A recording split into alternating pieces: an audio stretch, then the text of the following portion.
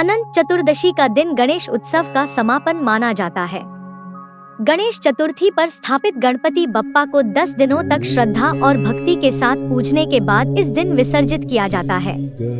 इस बार अनंत चतुर्दशी 6 सितंबर 2025 शनिवार को मनाई जाएगी।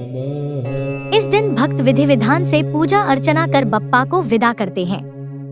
धार्मिक मान्यता है कि गणेश विसर्जन के बाद भक्तों पर बप्पा का आशीर्वाद साल भर बना रहता है और घर परिवार में सुख समृद्धि आती है। हालांकि शास्त्रों के अनुसार बप्पा का विसर्जन शुभ मुहूर्त में करना ही उत्तम माना जाता है। आइए जानते हैं इस दिन का शुभ मुहूर्त, विसर्जन की विधि और महत्व। अनंत चतुर्दशी 2025 गणेश विसर्जन का शुभ मुहूर्त। गणेश विसर्जन के लिए शुभ मुहूर्त का विशेष महत्व होता है ताकि यह कार्य पूर्णतः फलदायी हो सके। 6 सितंबर 2025 को विसर्जन के लिए कुछ शुभ समय इस प्रकार हैं। शुभ चौघड़िया सुबह में 7:26 से 9:10 तक।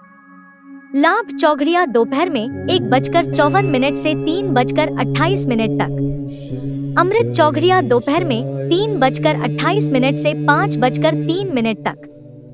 शाम के समय लाभ चौघड़िया 6:37 से 8:03 तक।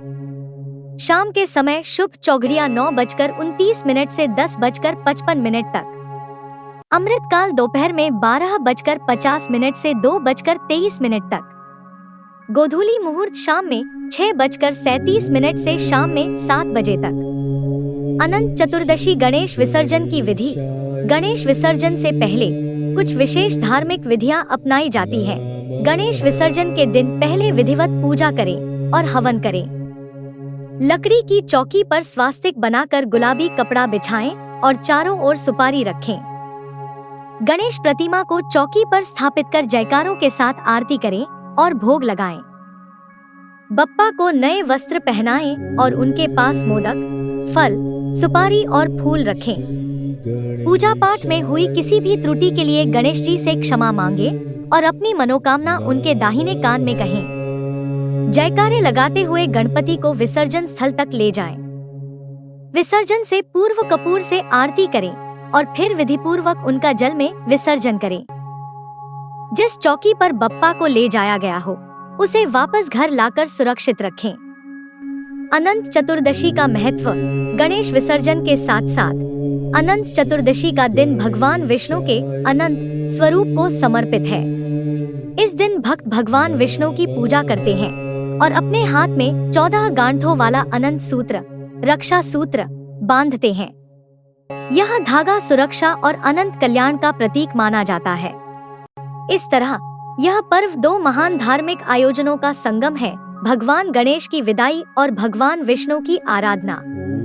क्यों किया जाता है गणपति विसर्जन?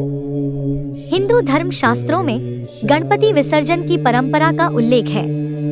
स्थापना के समय बप्पा को आमंत्रित किया जाता है और पूजा अर्चना के बाद जब भक्तों की मनोकामनाएं पूरी होती हैं, तो उन्हें सम्मानपूर्वक विदा किया जाता है।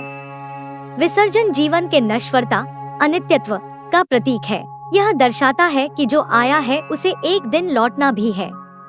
यही कारण है कि गणपति विसर्जन भक्तों के लिए आस्था, भावनाओं और जीवन के गहरे संदेश से जुड़ा हुआ है। यह पर्व हमें यह सिखाता है कि जीवन एक यात्रा है जिसमें आगमन और प्रस्थान दोनों ही महत्वपूर्ण हैं।